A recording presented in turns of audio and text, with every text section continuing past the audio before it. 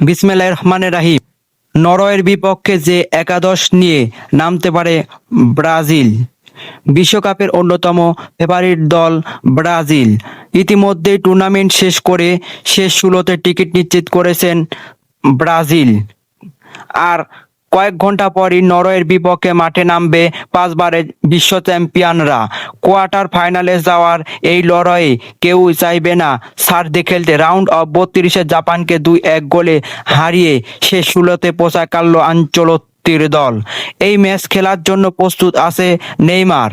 Injury থেকে সেরে উঠেছেন রাফিনহা, তবে লুকাস পাকেতাকে নিয়ে রয়েছে দুশ্চিন্তা বলে জানিয়েছেন Carlo Ancelotti.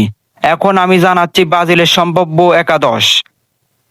Allison Becker, Danilo, Marquinhos, Gabriel Santos, Bruno Guimaraes, Casemiro, Ederson, Ryan, Matheus, Cunha ও ভিনিসিয়াস জুনিয়র।